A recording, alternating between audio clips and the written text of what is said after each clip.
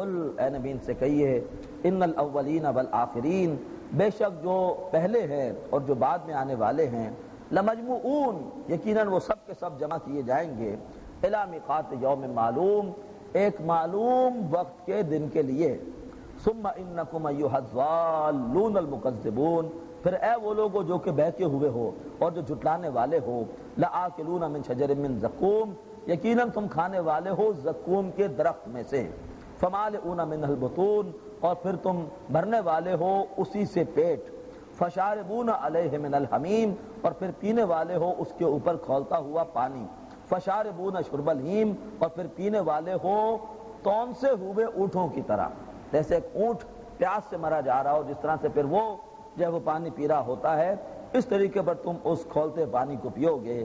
ھذا نزلھم یوم الدین، یہ ہے ان کی ابتدائی مہمانی بدلے کے دن۔ نحن خلقناکم، اب کچھ اللہ کی قدرت کا بیان شروع ہو رہا ہے۔ نحن خلقناکم، دیکھو ہم نے تمہیں بنایا، فلولا تصدقون، تو پس تم تصدیق کیوں نہیں کرتے؟ افرأیتم ما تمنون، کیا تم دیکھتے ہو کہ جو تم ٹپکاتے ہو، اانتم تخلقونہ، تو پھر کیا بچے کی تخلیق تم کرتے ہو، ام نحن الخالقون، یا ہم تخلیق کرنے والے ہیں؟ نحن قدرنا بینکم الموت، ہم نے تمہارے درمیان طے کر دی ہے موت، وما نحن بمسبوقین، اور ہم عاجز آنے والے نہیں ہیں، الا ان نبدل امثالکم، اس پر کہ ہم بدل کر لے آئیں تمہارے جیسے، وننشئکم فی ما لا تعلمون، اور ہم تمہیں اٹھائیں ایک ایسی تخلیق میں کہ جس کو تم نہیں جانتے، وَلَقَدْ عَلِمْتُمُ النَّشْأَةَ الْأُولَىٰ، اور تم پہلی اٹھان کو پہلی تخلیق کو تو جانتے ہو، فَلَوْلَا تَذَكَّرُونَ، تو تم نصیحت حاصل کیوں نہیں کرتے؟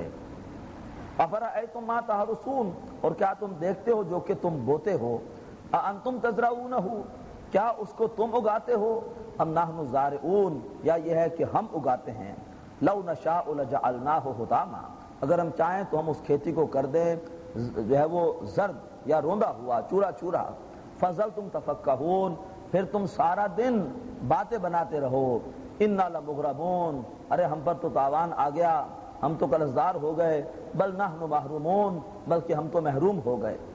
افرأیتم الماء الذی تشربون، اور کیا تم دیکھتے ہو اس پانی کو جو تم پیتے ہو، اانتم انزلتموہ من المزن، کیا تم اسے نازل کرتے ہو بادلوں سے، ام نحن المنزلون، یا ہم نازل کرتے ہیں، لو نشاء جعلناہ اجاجا، اگر ہم چاہیں تو ہم اس کو کر دیں کھارا، فلولا تشکرون، تو پھر تم شکر کیوں نہیں کرتے؟ افرأیتم النار التی تورون، کہ تورون، کیا تم دیکھتے ہو وہ آگ جس کو تم سلگاتے ہو، اانتم انشاتم شجرتہا، کیا اس کے درخت کو تم نے اگایا ہے کہ جس سے تم آگ جلاتے ہو، ام نحن المنشئون، یا اس کو ہم پیدا کرنے والے ہیں، نحن جعلناہا تذکرہ، ہم نے بنا دیا ہے اس درخت کو ایک معرفت کا ذریعہ، ایک نصیحت کا ذریعہ، ومتاعا للمقوین، اور ایک فائدے کا سامان مسافروں کے لیے، فسبح باسم ربک العظیم، پس اے نبی صلی اللہ علیہ وآلہ وسلم آپ تسبیح کیجئے اپنے اس رب کے نام کی جو بڑی عظمتوں کا حامل ہے۔ اب عظمت قرآن، فلا پس ہرگز نہیں، یہاں وقفہ کریں گے، فلا پس ہرگز نہیں، اقسم بمواقع النجوم، میں قسم کھاتا ہوں ستاروں کے ڈوبنے کی جگہ کی، اگر آپ نے ساتھ ملا کر پڑھا تو معنی بالکل جو ہے وہ الٹ ہو جائیں گے، پس ہرگز نہیں میں قسم کھاتا ہوں ستاروں کے ڈوبنے کی جگہ کی، وَإِنَّهُ لَقَسَمٌ، اور بے شک یقیناً وہ ایسی قسم ہے، لو تعلمون عظیم، کہ اگر تم اس کو جان، لو تعلمون لو تعلمون عظیم، اگر تم جان لو تو بہت بڑی ہے۔ اب یہ اشارہ ہے بلیک ہولز کے پورے کانسیپٹ کی طرف۔ انہ لقرآن کریم، بے شک وہ بڑا عزت والا قرآن ہے، فی کتاب مکنون، اور وہ ایک پوشیدہ کتاب میں ہے، لوح محفوظ میں ہے، لا یمسہ الا المطہرون، اور اس کو نہیں چھوتے مگر بڑے پاکیزہ، اس سے مراد یہ بھی ہو سکتا ہے کہ پاکیزہ فرشتے، جیسے سورہ عبس میں آگے چل کر آ جائے گا کرام بررہ، اور اس سے یہ مراد بھی ہو سکتا ہے کہ جو اس کا اصل مفہوم وہ اس کو نہیں چھو سکتے مگر وہ جو کہ پاکیزہ ہوں، یذل بہ کثیرا و یہدی بہ کثیرا، ہدایت ملتی ہے پاکیزہ لوگوں کو۔ تنزیل من رب العالمین، اس قرآن کا اتارا جانا ہے تمام جہانوں کے رب کی طرف سے۔ افبہذا الحدیث انتم مدہنون، تو کیا تم اس حدیث، اس کلام سے کے بارے میں تم سستی برتتے ہو؟ وَتَجْعَلُونَ رِزْقَكُمْ، اور تم نے اپنا نصیبہ یہ بنا لیا ہے، یہاں ترجمہ نصیبہ، اپنا حصہ یا اپنا نصیب یہ بنا لیا ہے، أَنَّكُمْ تُكَذِّبُونَ، کہ تم اس کو جھٹلاتے ہو۔ ایک بد نصیب وہ ہے جو کہ زبان سے جھٹلاتے ہیں کہ قرآن اللہ کا کلام ہے ہی نہیں، اور ایک مسلمان ہے جو کہ عملی طور پر قرآن کے احکامات کو جھٹلاتے ہیں کہ قرآن کا ان کے عمل میں کوئی گزر نہیں ہے، یعنی قرآن کے احکامات پر عمل نہیں کرتے۔ آگے چل کر یہودیوں کے لیے یہی الزام آئے گا کہ تم نے جھٹلایا، تو یہودیوں نے کبھی زبان سے نہیں جھٹلایا، ان کے بھی تکذیب عملی تھی، اپنے عمل سے اپنی کتاب کو جھٹلاتے تھے۔ فلولا اذا بلغت الحلقوم، پس کیوں نہیں جبکہ وہ جان جا کر پہنچتی ہے حلق تک، وَأَنْتُمْ حِينَئِذٍ تَنْظُرُونَ، اور تم اپنے اس مرنے والے بھائی کو اس وقت دیکھ رہے ہوتے ہو، وَنَحْنُ أَقْرَبُ إِلَيْهِ مِنْكُمْ، اور ہم اس کے تمہارے مقابلے میں زیادہ قریب ہوتے ہیں، وَلَكِنْ لَا تُبْصِرُونَ، لیکن تم دیکھ نہیں سکتے۔ فَلَوْلَا إِن كُنْتُمْ غَيْرَ مَدِينِينَ، تو ایسا کیوں نہیں ہوتا کہ اگر تم کسی کے اختیار میں نہیں ہو، ترجعونها ان کنتم صادقین، تم اس کو واپس لوٹا دیا کرو، اس کی جان کو واپس کر دیا کرو اگر تم سچے ہو۔ فاما ان کان من المقربین، تو اگر وہ ہوتا ہے وہ مقربین میں سے، تو سب سے پیارا گروہ ہے، سب سے اعلیٰ گروہ ہے، اعلیٰ درجے والا، فروح و ریحان و جنت نعیم، تو پھر اس کے لیے راحت ہے اور خوشبو ہے اور نعمتوں والی جنت ہے۔ واما ان کان من اصحاب الیمین، اور اگر وہ ہو اصحاب الیمین میں سے، فسلام لک من اصحاب الیمین، پس سلامتی ہے تیرے لیے اے وہ شخص جو کہ اصحاب الیمین میں سے ہے۔ واما ان کان من المکذبین الضالین، اور اگر وہ ہو جھٹلانے والوں میں سے اور بہکے ہوئے لوگوں میں سے، گمراہوں میں سے، فنزل من حمیم، تو پھر اس کی ابتدائی مہمانی ہے کھولتے ہوئے پانی سے، وتصلیۃ جحیم، اور پھر اس کا ڈالا جانا ہے جہنم میں۔ ان ھذا لہو حق الیقین، بے شک یہ یقینی حق ہے، بے شک یہ یقینی حق ہے۔ فسبح باسم ربک العظیم، پس اے نبی تسبیح کیجئے اپنے اس رب کے نام کی جو بڑی عظمتوں کا حامل ہے۔ 7 مکی صورتیں مکمل ہوئیں، اب اس کے بعد تسلسل کے ساتھ آئیں گی 10 مدنی صورتیں، اور پورے قرآن پاک میں اتنی مدنی صورتیں کھٹی اور کئی نہیں جو یہاں پر ہیں۔ ان صورتوں کی 3 بڑی بڑی خصوصیات ہیں۔ پہلی خصوصیت تو یہ ہے کہ یہاں خطاب اصلاً صرف مسلمانوں سے، مجھ سے اور آپ سے ہے۔ نمبر 2، پھر اس خطاب میں بھی جھنجھوڑنے کا انداز غالب ہے۔ لگتا یہ ہے کہ اب مسلمانوں کی صفوں میں بھی کچھ جو ہے وہ منافقین شامل ہونا شروع ہو گئے تھے، اور اس اعتبار سے اللہ تعالیٰ جھنجھوڑ رہا ہے کہ کیا بات ہے، تمہارا ایمان بھی وہ نہیں ہے جیسے ہونا چاہیے، اور تمہارا عمل بھی وہ نہیں ہے جیسے ہونا چاہیے۔ اور تیسری بات یہ کہ بڑے اہم مضامین ہیں کہ جن کے خلاصے ان 10 صورتوں میں اللہ نے بیان فرما دیے ہیں۔ اب سب سے پہلے سورۃ الحدید، کہ اس صورت میں اللہ نے بتا دیا کہ اللہ تعالیٰ ہم سے چاہتا کیا ہے، اور جو اللہ ہم سے چاہتا ہے اگر وہ پورا کر دے تو ہمارے لیے انعام کیا ہوگا، اور اگر پورا نہیں کریں گے تو انجام کیا ہوگا۔ یہ دونوں چیزیں اس صورت میں اللہ نے بیان فرما دی۔ سبح للہ ما فی السماوات والارض، اللہ تبارک و تعالیٰ کی تسبیح کی ہر اس شے نے جو آسمانوں میں ہے اور زمین میں ہے، وَهُوَ الْعَزِيزُ الْحَكِيمُ، وہ اللہ زبردست ہے، کمال حکمت والا۔ پہلی 6 آیات ذات و صفات باری تعالیٰ کے موضوع پر پورے قرآن حکیم کا کلائمیکس، ذات و صفات باری تعالیٰ کے موضوع پر اللہ کی تسبیح کی ہر اس شے نے جو آسمانوں میں ہے زمین میں ہے، وَهُوَ الْعَزِيزُ الْحَكِيمُ، وہ اللہ زبردست ہے، کمال حکمت والا۔ لَهُ مُلْكُ السَّمَاوَاتِ وَالْأَرْضِ، اسی کے لیے ہے بادشاہی آسمانوں کی اور زمین کی۔ یحیی و یمیت، وہ اللہ تبارک و تعالی زندہ کرتا ہے اور وہی موت دیتا ہے۔ وَهُوَ عَلَى كُلِّ شَيْءٍ قَدِيرٌ، اور وہ اللہ تعالی ہر چیز پر قادر ہے۔ هُوَ الْأَوَّلُ وَالْآخِرُ وَالظَّاهِرُ وَالْبَاطِنُ، وہ اللہ اول بھی ہے اور وہ آخر بھی ہے اور وہ ظاہر بھی ہے اور وہ چھپا ہوا بھی ہے۔ وَهُوَ بِكُلِّ شَيْءٍ عَلِيمٌ، اور وہ ہر چیز کا علم رکھتا ہے۔ اب یہ قرآن حکیم کی بڑی گہری آیات میں سے ہے، عمیق آیات میں سے ہے، اور جب اس پہ غور و فکر کیا تو مفسرین نے اس آیت کے بارے میں لکھا ہے کہ یہاں تو اصل میں بحث ہے وجود باری تعالیٰ کی، وہی اول ہے، وہی آخر ہے، وہی ظاہر ہے، وہی چھپا ہے، وہی وہ ہے۔ یہ ہے وجود باری تعالیٰ کی بحث، کہ پھر جو ہمارے ہاں صوفیاء نے وحدت الوجود کا فلسفہ دیا کہ جیسے ہمارا علم اللہ کے علم کے ہونے کے مقابلے میں نہ ہونے کے برابر ہے، اسی طرح سے ہمارا وجود اللہ کے وجود کے سامنے نہ ہونے کے برابر ہے۔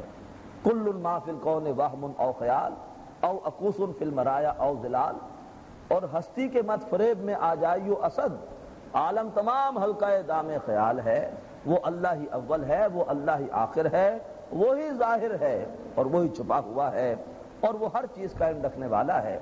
بڑے تفصیلی دروس اس صورت پر ڈاکٹر صاحب کے موجود ہیں، ان سے آپ استفادہ کر سکتے ہیں جو بھی اہل ذوق ہیں۔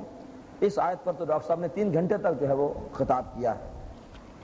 هو الذی خلق السماوات والارض فی 6 ایام، اور وہی اللہ کے جس نے بنایا زمین کو اور آسمانوں کو 6 دنوں میں، ثم استوى علی العرش، پھر وہ خود بیٹھا تخت حکومت پر، یعلم ما یلج فی الارض، وہ جانتا ہے جو کچھ کے داخل ہوتا ہے زمین میں، وما یخرج منہا، اور جو کچھ کے زمین سے نکلتا ہے، وما ینزل من السماء، جو کچھ بھی آسمان سے نازل ہوتا ہے، وما یعرج فیہا، اور جو کچھ بھی آسمان کی طرف چڑھتا ہے، وَهُوَ مَعَكُمْ، اور وہ تمہارے ساتھ ہوتا ہے، اَيْنَمَا كُنْتُمْ، تم جہاں کہیں بھی ہوتے ہو، وَاللَّهُ بِمَا تَعْمَلُونَ بَصِيرٌ، اور جو کچھ تم کر رہے ہو اللہ تعالیٰ اسے دیکھنے والا ہے۔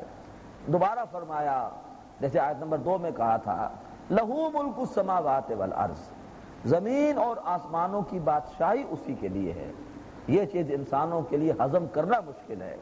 انسان اللہ تبارک و تعالیٰ کو بادشاہ بنانے کو تیار نہیں ہے، اپنی مرضی چلائیں گے، اللہ کی مرضی چلانے کو تیار نہیں ہے۔ 2 مرتبہ فرمایا لَهُ مُلْكُ السَّمَاوَاتِ وَالْأَرْضِ، اس اللہ ہی کے لیے ہے بادشاہی زمین کی اور آسمانوں کی، وَإِلَى اللَّهِ تُرْجَعُ الْأُمُورُ، اور تمام معاملات اسی کی طرف لوٹائے جائیں گے۔ یولج اللیل فی النہار، وہ داخل کرتا ہے رات کو دن میں، وَيُولِجُ النَّهَارَ فِي اللَّيْلِ، اور داخل کرتا ہے دن کو رات میں، وَهُوَ عَلِيمٌ بِذَاتِ الصُّدُورِ، اور وہ اللہ تبارک و تعالی جاننے والا ہے جو کچھ کے سینوں میں ہے۔ یہ ہیں 6 آیات کہ جن میں ذات و صفات باری تعالیٰ کا بیان مکمل ہوا۔ اب دین کے 2 تقاضے، اللہ تعالیٰ تم سے 2 باتوں کا تقاضا کرتے ہیں۔ آمنوا باللہ ورسولہ، ایمان لاؤ اللہ پر اور اس کے رسول پر صلی اللہ علیہ وسلم، وَأَنفِقُوا مِمَّا جَعَلَكُمْ مُسْتَخْلَفِينَ فِيهِ، اور خرچ کرو اس میں سے جس پر کہ اس نے تمہیں اختیار دیا ہے، جس پر اس نے تمہیں خلافت دی ہے۔ انفاق بڑے وسیع معنی میں یہاں پر ہے۔ انفاق کے ویسے معنی بھی ہوتے ہیں کھپا دینا، لگا دینا، انویسٹ کر دینا، اس سے مراد صرف پیسہ نہیں ہوتا بلکہ جو بھی صلاحیت ہے، جو بھی توانائی ہے وہ انویسٹ کر دینا۔ تو 2 تقاضے ہیں، ایمان لاؤ اللہ پر اس کے رسول پر، اور خرچ کرو اس میں سے جس پر کہ اللہ نے تمہیں اختیار دیا ہے۔ فَالَّذِينَ آمَنُوا مِنْكُمْ، تو جو لوگ تم میں سے ایمان لے آئیں گے، وَأَنفَقُوا لَهُمْ أَجْرٌ كَبِيرٌ، اور انفاق کریں گے، لگا دیں گے، کھپا دیں گے، ان کے لیے بہت بڑا اجر ہے۔ اب ذرا جھنجھوڑنے کا انداز پہلے تقاضے کے حوالے سے، وَمَا لَكُمْ، تمہیں کیا ہوا ہے، لَا تُؤْمِنُونَ بِاللَّهِ، تم اللہ پر صحیح معنوں میں ایمان نہیں رکھتے، تمہارا ایمان تمہارے عمل میں نظر نہیں آتا، تمہارا ایمان قال سے بڑھ کے حال نہیں بنتا، وہ کیفیت پیدا نہیں ہوتی کہ یہ راز کسی کو نہیں معلوم کہ مومن قاری نظر آتا ہے حقیقت میں ہے قرآن، تو تم جو ہے وہ تمہارے حال میں ایمان نظر کیوں نہیں آتا، تمہارے قول و فعل میں ایمان نظر کیوں نہیں آتا، تمہارے فعل میں ایمان کیوں نظر نہیں آتا۔ وَالرَّسُولُ يَدْعُوكُمْ لِتُؤْمِنُوا بِرَبِّكُمْ، جبکہ رسول تمہیں بلا رہے ہیں کہ اپنے رب پر ایمان لاؤ، وَقَدْ أَخَذَ مِيثَاقَكُمْ، اور وہ تم سے میثاق لے چکے ہیں، تم کلمہ پڑھ چکے ہو۔ یہاں ایمان کی دعوت غیر مسلموں کو نہیں ہے، ایمان کی دعوت ان کو ہے جو اللہ کے رسول سے وعدہ کر چکے ہیں، کلمہ پڑھ چکے ہیں۔ وَقَدْ أَخَذَ مِيثَاقَكُمْ، اور وہ تم سے وعدہ لے چکے ہیں، إِن كُنتُم مُؤْمِنِينَ، اگر تم مومن ہو۔ یہ وہی اسلوب ہے جو سورہ نساء کی آیت 136 میں آیا تھا کہ یا ایھا الذین آمنوا آمنوا باللہ ورسولہ، اے لوگوں جو ایمان لائے ہو، ایمان لاؤ اللہ پر اس کے رسول پر۔ قانونی ایمان تو اسلام ہے، حقیقی ایمان جو سورہ حجرات میں آیا جو دل میں ہوتا ہے، لما يدخل الایمان فی قلوبکم، اللہ تعالیٰ چاہتے ہیں کہ دل والا ایمان پیدا کرو تاکہ وہ تمہارے عمل میں جہاد کی صورت میں نظر آئے۔ مومن تو وہ ہیں جو کہ مال اور جان سے اللہ کی راہ میں جہاد کر رہے ہوتے ہیں۔ یہ مضمون پڑھا ہم نے سورہ حجرات میں۔ حقیقی ایمان پیدا کیسے ہوگا؟ هو الذی ينزل علی عبدہ آیات بینات، وہی اللہ جو نازل کرتا ہے اپنے بندے صلی اللہ علیہ وسلم پر واضح آیات، لیخرجکم من الظلمات الی النور، تاکہ وہ تمہیں نکالے اندھیروں سے روشنی کی طرف۔ وَإِنَّ اللَّهَ بِكُمْ لَرَؤُوفٌ الرَّحِيمٌ، بے شک اللہ تعالیٰ تمہارے حق میں بہت مہربان ہے اور رحم فرمانے والا۔ ایمان حاصل ہوگا ایمان حقیقی قرآن کے ذریعے سے۔ ایمان نہیں وہ جنس جسے لے آئیں دکان فلسفہ سے، ڈھونڈے سے ملے گی عاقل کو یہ قرآن کے سپاروں میں۔ وَمَا لَكُمْ أَلَّا تُنْفِقُوا فِي سَبِيلِ اللَّهِ، اب ڈانٹا جا رہا ہے دوسرے تقاضے کے حوالے سے، انفاق کے حوالے سے، اور تمہیں کیا ہو گیا ہے؟ تم اللہ کی راہ میں خرچ نہیں کرتے۔ وَلِلَّهِ مِيرَاثُ السَّمَاوَاتِ وَالْأَرْضِ، حالانکہ زمین اور آسمانوں کی وراثت تو اللہ کے لیے ہے۔ تم مر جاؤ گے، مال یہیں پہ رہ جائے گا، اصل وارث تو کون ہے؟ اللہ ہے۔ تو کیوں نہ تم اسے اللہ کی راہ میں لگاؤ، کھپاؤ۔ لا يستوی منکم من انفق من قبل الفتح وقاتل، اور تم میں سے برابر نہیں ہیں وہ لوگ کہ جنہوں نے فتح سے قبل خرچ کیا اور جنگ کی۔ فتح سے پہلے اگر فتح کے آثار نظر نہ آ رہے ہوں، اس وقت جو قربانی دی جاتی ہے نتائج کی پرواہ کیے بغیر، اس کا درجہ کہیں اونچا ہے۔ تو تم میں سے وہ لوگ برابر نہیں ہیں کہ جنہوں نے فتح سے پہلے خرچ کیا اور جنگ کی۔ اولئک اعظم درجۃ من الذین انفقوا من بعد وقاتلوا، وہ لوگ درجوں کے اعتبار سے کہیں عظیم ہیں ان سے کہ جنہوں نے بعد میں خرچ کیا اور جنگ کی۔ تو جب دین مغلوب ہو اس وقت کا خرچ کرنا، اس کا درجہ بہت اونچا ہے۔ آج اگر کوئی دین کے غلبے کے لیے مال اور جان لگاتا ہے تو جو اس کا درجہ ہوگا وہ درجہ اس وقت نہیں ہوگا جب کہ غلبے کے آثار نظر آنا شروع ہو جائیں۔ آج دین مغلوب ہے، پستی کا کوئی حد سے گزر نہ دیکھے، اسلام کا گر کر نہ ابھر نہ دیکھے، مانے نہ کبھی کہ مد ہے ہر جزر کے بعد، دریا کا ہمارے جو اترنا دیکھے۔ اے خاصان رسول وقت دعا ہے، امت پہ تیری آ کے جب وقت پڑا ہے، وہ دین جو بڑی شان سے نکلا تھا وطن سے، پردیس میں وہ آج غریب الغربا ہے۔ اللہ تعالی ہمیں آج اپنے دین کے غلبے کے لیے مال اور جان لگانے کی توفیق عطا فرمائے۔ وَكُلًّا وَعَدَ اللَّهُ الْحُسْنَى، البتہ ہر ایک سے اللہ نے وعدہ کیا اچھا۔ کوئی کسی وقت بھی دین کی خدمت کرے گا تو اللہ تعالیٰ قدردان ہے۔ وَاللَّهُ بِمَا تَعْمَلُونَ خَبِيرٌ، جو کچھ تم کر رہے ہو اللہ تعالیٰ کو اس کی خبر ہے۔ مَنْ ذَا الَّذِي يُقْرِضُ اللَّهَ قَرْضًا حَسَنًا، کون ہے جو کہ اللہ تعالیٰ کو دے قرض، یعنی بہترین قرض۔ یہ بات اس سے پہلے بھی واضح ہو چکی ہے کہ قرض حسنہ سے مراد وہ انفاق ہے جو دین کی تبلیغ اور دین کے غلبے کے لیے خرچ کیا جائے۔ جو پیسہ آپ خرچ کرتے ہیں بندوں کی فلاح و بہبود کے لیے وہ صدقہ ہے۔ آگے جو ہے وہ اسی صورت میں اس کی مزید وضاحت آ جائے گی۔ من ذا الذی یقرض اللہ قرضا حسنا، کون ہے جو کہ اللہ کو قرض دے بہترین قرض، فیضاعفہ لہ، کہ اللہ تعالیٰ اسے اس کے لیے بڑھائے اور چڑھائے، وَلَهُ أَجْرٌ کریم، اور اس کے لیے عزت والی روزی ہے، عزت والا بدلہ ہے۔ اب اس کے بعد جو لوگ ان تقاضوں کو ادا کرتے ہیں ان کا کیا انعام ہے، اور جو ان تقاضوں سے پہلو تہی کرتے ہیں ان کا کیا انجام ہے، اس کا ذکر اگلی آیات میں آ رہا ہے۔ یوم تری المؤمنین والمؤمنات، اس دن تم دیکھو گے، روز قیامت تم دیکھو گے مومن مردوں کو اور مومن عورتوں کو، یسعی نورہم بین ایدیہم وبایمانہم، ان کا نور دوڑتا ہوگا ان کے سامنے بھی اور ان کی دائیں طرف بھی۔ ایمان کا نور یہ سامنے ہوگا، ایمان کا تعلق قلب سے ہے، اور انفاق جو دوسرا تقاضا ہے، جو بھی محنت کی ہے اس کا نور دائیں ہاتھ میں ہوگا، اس لیے کہ نامہ اعمال دائیں ہاتھ میں ملتا ہے نیک لوگوں کو، تو ان کا نور دوڑتا ہوگا، ایک نور ہوگا جو دوڑ رہا ہوگا ان کے سامنے بھی اور ان کے دائیں طرف بھی۔ پل صراط کا مرحلہ طے کرنا ہے، بغیر نور کے طے نہیں ہوگا، تو جن کے پاس وہ نور ہوگا وہ پل صراط، یہ پل بنا ہوا ہے جہنم کے اوپر، وہ اس پل سے گزر جائیں گے۔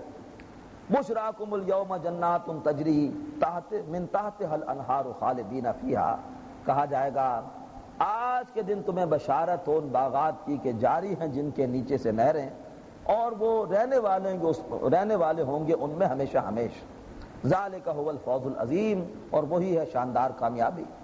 یوم یقول المنافقون والمنافقات، اس روز کہیں گے منافق مرد اور منافق عورتیں، للذین آمنوا، ان لوگوں سے جو کہ ایمان لائے، انظرونا، ذرا ہمارا انتظار کرو، ذرا ہماری راہ دیکھو، نقتبس من نورکم، تاکہ ہم بھی تمہارے نور سے فائدہ اٹھائیں، ہمارے پاس تو نور نہیں ہے۔ قیل ارجعوا وراءکم، کہا جائے گا لوٹ جاؤ پیچھے کی طرف، فالتمسوا نورا، لوٹ جاؤ اپنے پیچھے اور جا کے نور تلاش کرو، فضرب بینہم بسور لہ باب، ان کے درمیان حائل کر دی جائے گی ایک دیوار کہ جس میں ہوگا دروازہ، باطنہ فیہ الرحمہ، اس دیوار کے اندر کی طرف ہوگی رحمت، وظاہرہ من قبلہ العذاب، اور اس کے باہر کی طرف ہوگا، اس کے باہر کی طرف آ جائے گا سامنے سے عذاب۔ ینادونہم الم نکم معکم، اب وہ چلائیں گے کیا ہم تمہارے ساتھ نہیں تھے؟ کیا میں تمہارا بھائی نہیں تھا؟ کیا میں تمہاری بیوی نہیں تھی؟ کیا میں تمہارا شوہر نہیں تھا؟ کیوں تم آج ہم سے دور ہو گئے؟ کیوں الگ ہو گئے؟ اب اہل ایمان کہیں گے قالو، اہل ایمان کہیں گے کیوں نہیں، بلا کیوں نہیں، ولکنکم فتنتم انفسکم، یہ بہت اہم آیت ہے کہ آدمی منافق بنتا کیسے ہے، وہ کون سے درجے ہیں جو اس کو منافق بنا دیتے ہیں۔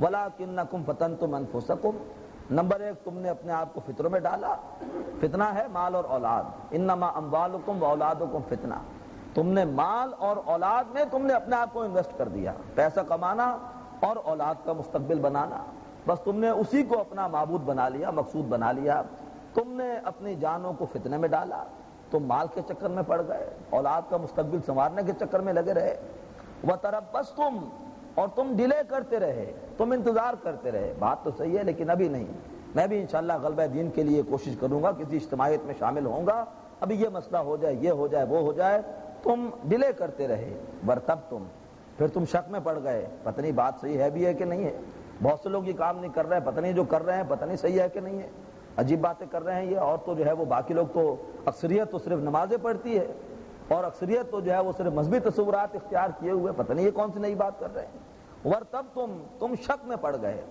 وغرتکم الامانی، پھر تمہیں تمہاری خواہشات نے دھوکے میں ڈالا، یہ ہے کہ اللہ بڑا غفور ہے، رحیم ہے، لن يدخل الجنت الا من کان هودا او نصارى تلك امانیہم، تو تمہیں تمہاری خواہشات نے کہ اللہ بڑا رحم کرنے والا ہے، بخشنے والا ہے، ہم نے حج کیا ہے، حج سے سارے گناہ معاف ہو جاتے ہیں، مسجد میں پیسہ دے دو تو اس سے جنت میں گھر بن جاتا ہے، اور تم نے اس طرح کی امیدوں کے سہارے تم جو ہے وہ زندگی بسر کرتے رہے۔ یہ ہیں چار مراحل جو کہ انسان کو نفاق کی طرف لے جاتے ہیں۔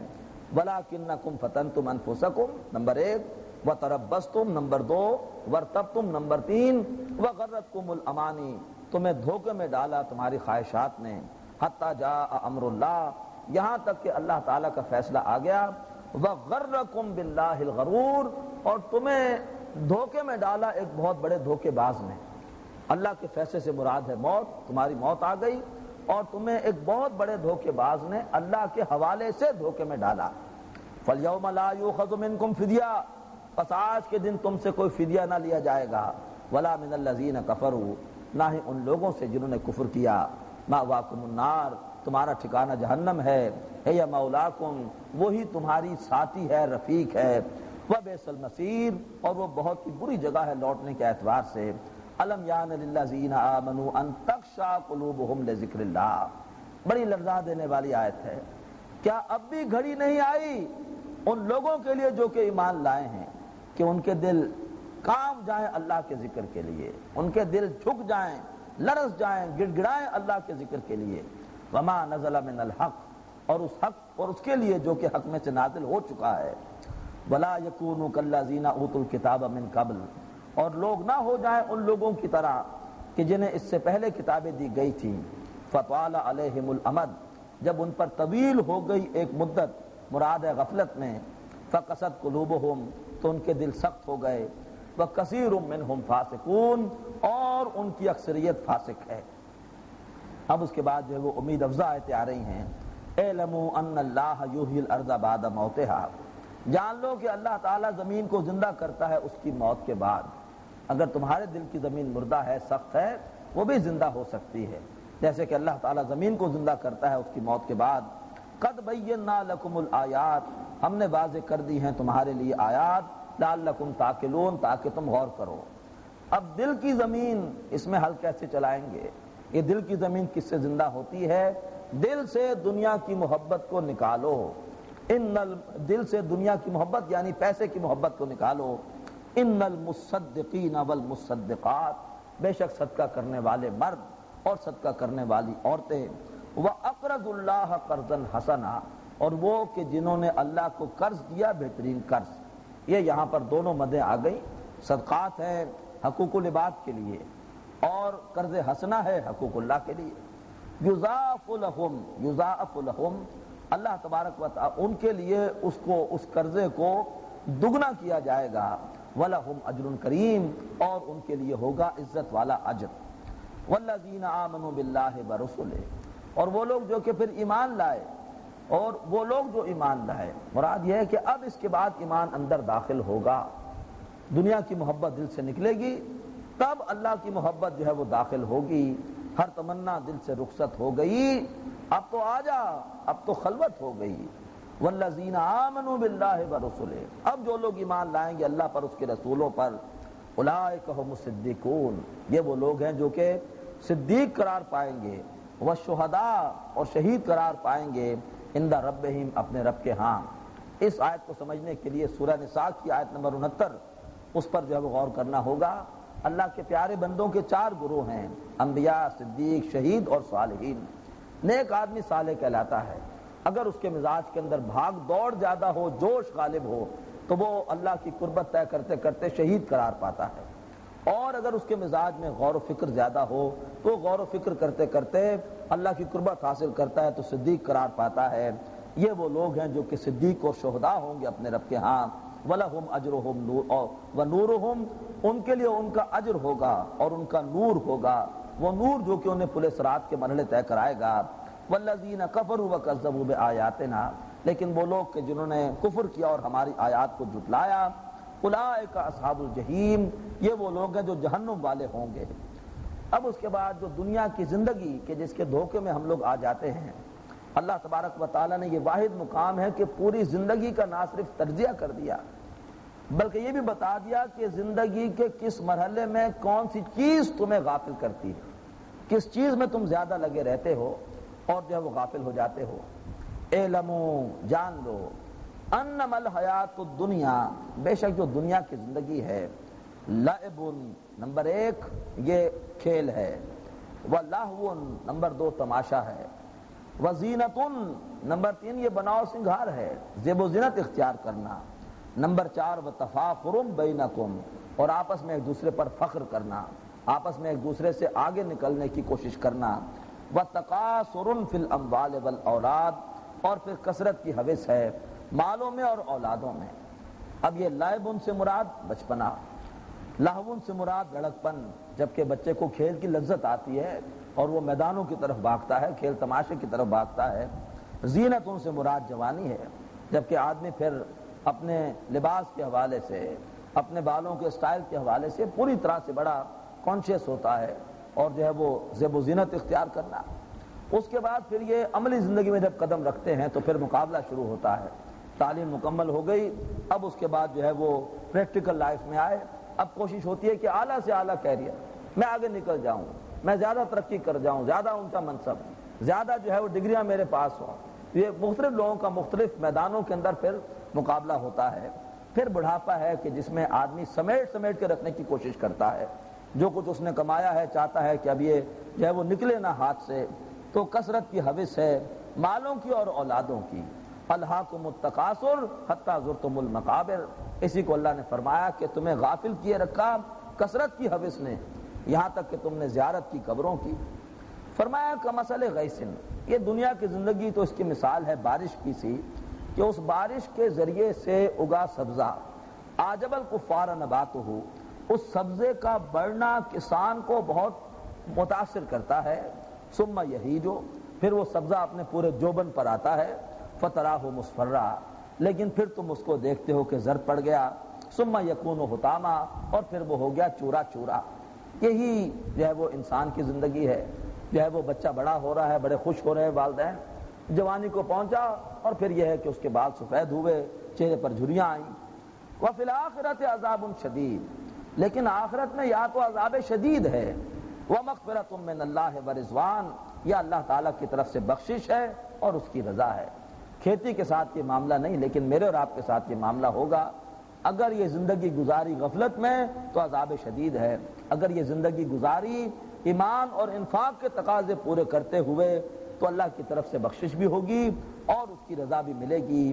وَمَا الْحَيَاةُ الدُّنْيَا، یہ دنیا کی زندگی نہیں ہے، إِلَّا مَتَاعُ الْغُرُورِ، مگر دھوکے کا سامان۔ سابقوا إِلَىٰ مَغْفِرَةٍ مِّن رَبِّكُمْ، سبقت کرو، ایک دوسرے سے آگے نکلو، مقابلہ کرو اپنے رب کی بخشش کے حصول کے لیے۔ وَجَنَّةٍ أَرْضُهَا كَعَرْضِ السَّمَاءِ وَالْأَرْضِ، اور اس جنت کے حصول کے لیے کہ جس کا پھیلاؤ زمین اور آسمان جتنا ہے۔ اُعِدَّتْ لِلَّذِينَ آمَنُوا بِاللَّهِ وَرُسُلِهِ، اور اسے تیار کیا گیا ہے ان لوگوں کے لیے جو کہ اللہ اور اس کے رسولوں پر ایمان لائے۔ ذَلِكَ فَضْلُ اللَّهِ يُؤْتِيهِ مَن يَشَاءُ، یہ اللہ تعالیٰ کا فضل ہے، وہ جس کو چاہتا ہے دیتا ہے۔ وَاللَّهُ ذُو الْفَضْلِ الْعَظِيمِ، اللہ تعالیٰ بڑے فضل والا ہے۔ مَا أَصَابَ مِن مُّصِيبَةٍ فِي الْأَرْضِ وَلَا فِي أَنفُسِكُمْ، نہیں آتی کوئی بھی مصیبت، نہ ہی زمین میں سیلاب ہو، زلزلہ ہو، کوئی بھی، وَلَا فِي أَنفُسِكُمْ، اور نہ ہی تمہارے اوپر کوئی بیماری ہے، کسی عزیز کا انتقال ہوا، کوئی ڈاکہ پڑ گیا، نہیں آتی کوئی مصیبت زمین میں نہ تم پر، إِلَّا فِي کتاب، مگر وہ پہلے سے ایک کتاب میں ہے، من قبل ان نبرأها، اس سے پہلے کہ ہم اس کو ظاہر کریں۔ حادثہ تمہارے لیے ہے، اللہ کے لیے حادثہ نہیں ہے، وہ پہلے سے طے شدہ ہے۔ دنیا میں ان حادثات کا آدمی بڑا اثر لے لیتا ہے اور اس کی وجہ سے پھر وہ کمر ہمت اس کی ٹوٹ جاتی ہے، وہ بالکل بجھ کے رہ جاتا ہے۔ فرمایا کہ ان حادثات جو ہے دنیا میں، ان کے زیادہ اثرات نہ لو، جو کچھ کیا اللہ نے کیا، وہ حادثہ نہیں ہے، حادثہ تمہارے لیے پہلے سے ایسے طے شدہ تھا۔ پھر جو کچھ بھی ہو رہا ہے تمہارا امتحان ہو رہا ہے، کسی کو اللہ دے کے آزما رہا ہے، کسی کو اللہ چھین کے آزما رہا ہے۔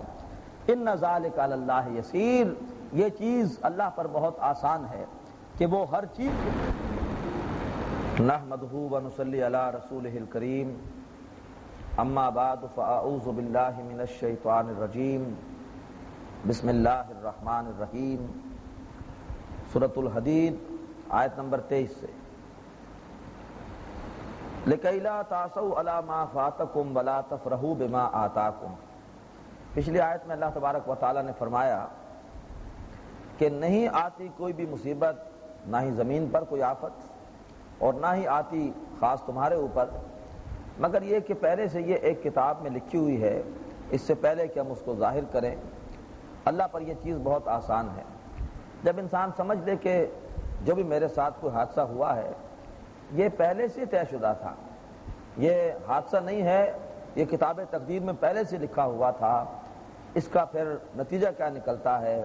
فرمایا لِكَيْ لَا تَعْصَوْا عَلَىٰ مَا فَاتَكُمْ، تاکہ تم افسوس نہ کرو اس پر جو کہ تمہارے ہاتھ سے نکل جائے، وَلَا تَفْرَحُوا بِمَا آتَاكُمْ، اور جو بھی اللہ تعالیٰ تمہیں کوئی کامیابی دے، کوئی نعمت دے، تم اس پر اتراؤ نہیں، اس میں تمہارا اپنا کوئی کمال نہیں ہے، یہ اللہ کی عطا ہے۔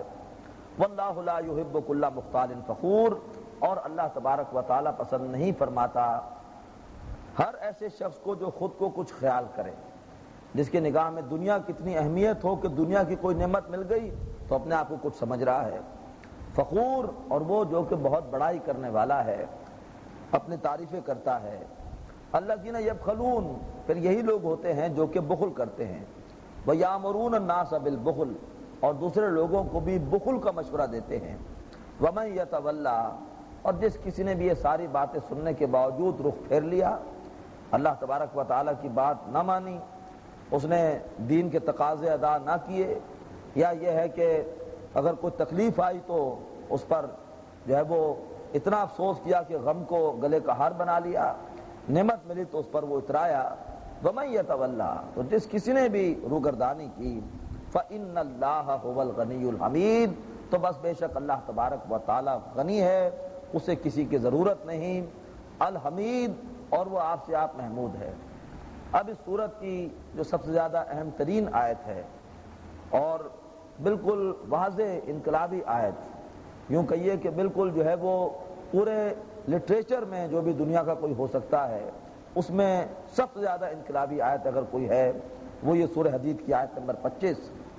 فرمایا لقد ارسلنا رسولنا بالبینات، ہم نے بھیجا اپنے رسولوں کو بالکل واضح تعلیمات کے ساتھ، دو چار کی طرح واضح تعلیمات کے ساتھ۔ وَأَنزَلْنَا مَعَهُمُ الْكِتَابَ وَالْمِيزَانَ، اور ہم نے ان کے ساتھ کتابیں بھی نازل کی اور ہم نے ان کے ساتھ میزان یعنی ترازو، عدل کی علامت یعنی عدل کا نظام، دین الحق، خلافت کا نظام بھی ہم نے ان کے ساتھ نازل کیا۔ کیوں؟ رسول کیا کرنے آئے تھے؟ رسولوں کا مقصد کیا تھا؟ لِيَقُومَ النَّاسُ بِالْقِسْطِ، تاکہ لوگ عدل پر قائم ہو۔ ہر رسول کا کام یہی تھا کہ وہ دنیا میں عدل کو قائم کرنے کے لیے تشریف لائے تاکہ لوگ عدل پر قائم ہوں۔ وَأَنزَلْنَا الْحَدِيدَ، اور ہم نے لوہا بھی اتارا ہے، فیہ باس شدید، جس میں کہ شدید جنگ کی صلاحیت ہے، جس میں عسکری صلاحیت ہے کہ جس سے ہتھیار بنتے ہیں۔ وَمَنَافِعُ لِلنَّاسِ، اور اس میں لوگوں کے لیے دوسرے فائدے بھی ہیں۔ وَلِيَعْلَمَ اللَّهُ مَن يَنصُرُهُ وَرُسُلَهُ بِالْغَيْبِ، اور اللہ تبارک و تعالی کھول کے رکھ دینا چاہتا ہے کہ کون ہے جو کہ غیب میں رہتے ہوئے اس کی اور اس کے رسولوں کی مدد کرتا ہے۔ ان اللہ قوی عزیز، بے شک اللہ تعالیٰ طاقتور ہے، زبردست ہے۔ مراد یہ ہے کہ دنیا میں عدل یہ کسی پرامن طریقے سے قائم نہیں ہوگا۔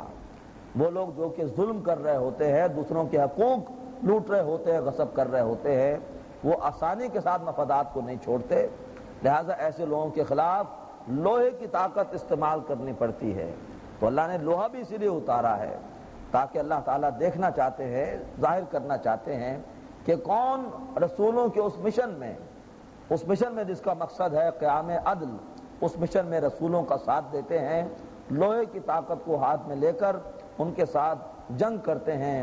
وَكَأَيٍّ مِّن نَبِيٍّ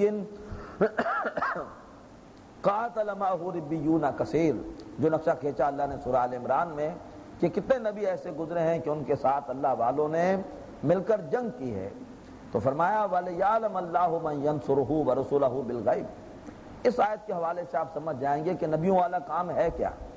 دنیا میں اچھے کام بھی ہے، خدمت خلق کے کام بھی ہے، درس و تدریس کے کام بھی ہیں، تبلیغ کے کام بھی ہیں، وعظ و نصیحت کے کام بھی ہیں، یہ سارے کام اچھے ہیں، لیکن یہ نبیوں والے کام نہیں ہیں۔ نبیوں نے یہ سب کچھ بھی کیا، درس و تدریس بھی کی، وعظ و نصیحت بھی کی، سب کچھ کیا، لیکن اس کا ہدف یہ تھا کہ انہوں نے اللہ کے بندوں کی تربیت کرنے کے بعد ان کو باطل سے ٹکرایا اور دنیا میں ظلم، استحصال اور جبر کو ختم کر کے اور دنیا میں عدل کو قائم کیا۔ اگر یہ سب کچھ نہیں ہو رہا اور صرف ٹھنڈا کام ہو رہا ہے تو یہ کام کوئی اور ہے، یہ نبیوں اور رسولوں والا کام نہیں ہے۔ ان اللہ قوی عزیز، اللہ تعالیٰ بذات خود طاقتور ہے، زبردست ہے، وہ چاہے تو خود جو ہے وہ ان لوگوں سے جو کہ ظالم ہیں سرکش ہے ان سے بدلہ لے لے، لیکن اللہ تعالیٰ بندوں کو آزمانا چاہتا ہے کہ بندوں میں سے کون ہے جو کہ اللہ تبارک و تعالیٰ پر حقیقی ایمان رکھتے ہیں۔ اب اس کے بعد ایک بالکل دوسرا مضمون یہاں پر شروع ہو رہا ہے، وہ یہ ہے کہ دین کے تقاضوں سے جو پہلو طے ہوتی ہے اس کے دو اسلوب رہے ہیں۔ ایک ہے دنیا داری، جیسا کہ ذکر آیا منافقین کا، مال اور اولاد کے فتنے میں پڑ گئے اور اس وجہ سے دین کے تقاضوں سے پہلو طے کی، اور ایک شیطان ایک دوسرا رستہ سکھاتا ہے رہبانیت کا، خانقاہی نظام جو ہمارے ہاں بھی پھر آیا اور بگڑ گیا بعد میں، ورنہ پہلے ایسا نہیں تھا کہ کسی کونے کے اندر بیٹھ کے اللہ اللہ کرو، نیکی کا جذبہ ہے، آدمی دنیا داری سے ہٹ گیا اور آخرت کی فکر اللہ کی محبت میں کھو گیا۔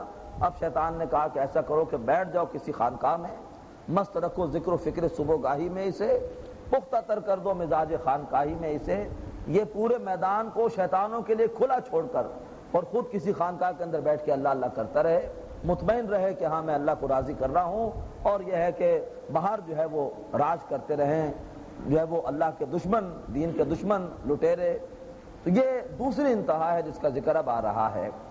وَلَقَدْ أَرْسَلْنَا نُوحًا وَإِبْرَاهِيمَ، ہم نے بھیجا تھا نوح علیہ السلام کو، ابراہیم علیہ السلام کو، وَجَعَلْنَا فِي ذُرِّيَّتِهِمَا النُّبُوَّةَ وَالْكِتَابَ، اور ہم نے جاری کر دی تھی ان کی اولادوں میں، ان دونوں کی اولادوں میں سلسلہ نبوت بھی اور کتاب بھی، کتابیں بھی بھیجی، نبوت بھی بھیجی۔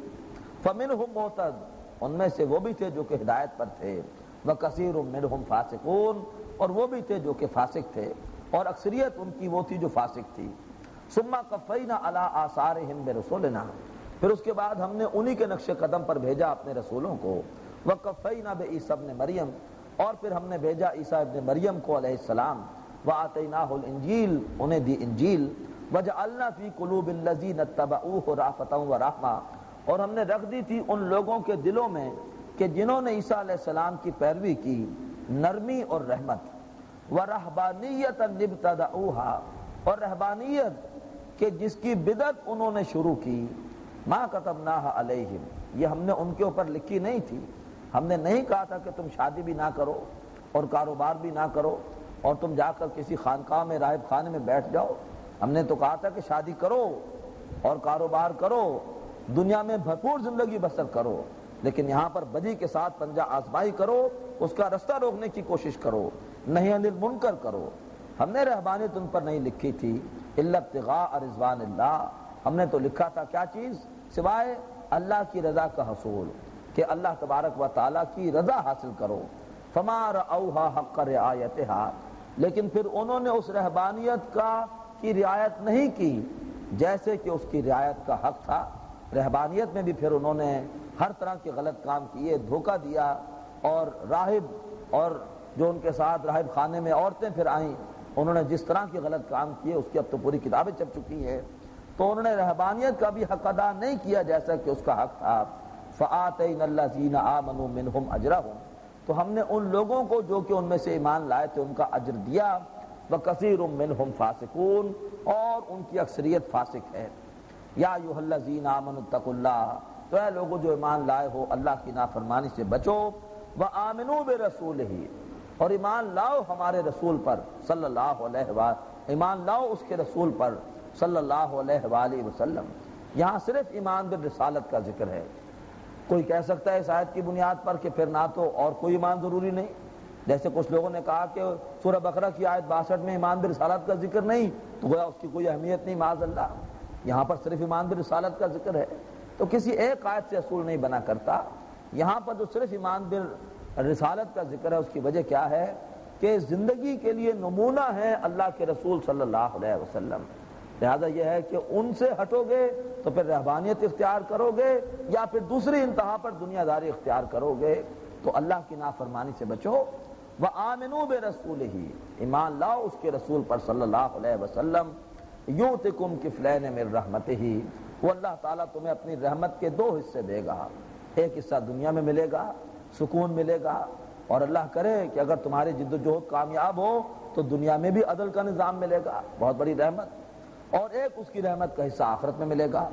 وَيَجْعَلْ لَكُمْ نُورًا تَمْشُونَ بِهِ، اور وہ بنا دے گا تمہارے لیے وہ نور کہ تم جس کے ساتھ چل سکو گے۔ کہاں چلو گے؟ وہ پل صراط، وہ جو نازک مقام ہے کہ جہاں سے گزرنا ہے۔ وَيَغْفِرْ لَكُمْ، اور وہ تمہیں بخش دے گا۔ وَاللَّهُ غَفُورٌ رَحِيمٌ، اور اللہ تعالیٰ بخشنے والا ہے، رحم کرنے والا۔ لِأَلَّا يَعْلَمَ أَهْلُ الْكِتَابِ، تاکہ اہل کتاب یہ نہ سمجھیں، اللہ یقترون علی شیء من فضل اللہ، کہ اب وہ کوئی اختیار نہیں رکھتے اللہ تبارک و تعالیٰ کے فضل پر۔ اب بھی اگر اللہ کے آخری رسول پر ایمان لے آئیں تو اب بھی اللہ تبارک و تعالیٰ کا فضل ان کے شامل حال ہو سکتا ہے۔ لِأَلَّا يَعْلَمَ أَهْلُ الْكِتَابِ، تاکہ یہ نہ جانے اہل کتاب، اللہ یقترون علی شیء من فضل اللہ، کہ وہ اللہ کے فضل میں سے کوئی بھی اختیار نہیں رکھتے۔ وَأَنَّ الْفَضْلَ بِيَدِ اللَّهِ، اور فضل تو بے شک فضل تو اللہ کے ہاتھ میں ہے۔ یؤتیہ من یشاء، وہ جس کو چاہتا ہے دیتا ہے۔ واللہ ذو الفضل العظیم، اور اللہ تعالیٰ بہت بڑے فضل والا ہے۔ سورۃ المجادلہ، اس سورۃ المجادلہ میں اللہ تبارک و تعالیٰ نے حزب اللہ بمقابلہ حزب الشیطان، جو ہے وہ یہ اس سورت کا موضوع ہے کہ وہ پارٹی جو کہ اللہ کے دین کو غالب کرنا چاہتی ہے اس کے لیے عنوان ہے، اس کا نام ہے حزب اللہ، اور ایک دوسری پارٹی ہے جو کہ اللہ کے دین کے دشمن ہے، وہ حزب الشیطان ہے۔ پھر حزب الشیطان کے بھی دو حصے ہیں، ایک ہے کھلم کھلا حزب الشیطان کافر اور مشرک، اور ایک مخفی حزب الشیطان یعنی منافقین۔ تو اس صورت میں آپ کو ان دونوں کا کردار ملے گا، حزب اللہ کیا ہے، حزب الشیطان کیا ہے۔ بسم اللہ الرحمن الرحیم۔ قد سمع اللہ قول التی تجادلک فی زوجہا، اور سن لی اللہ نے بات اس عورت کی جو کہ اے نبی آپ سے جھگڑا کر رہی تھی اپنے شوہر کے بارے میں، وتشتکی الی اللہ، اور وہ شکوہ کر رہی تھی اللہ سے۔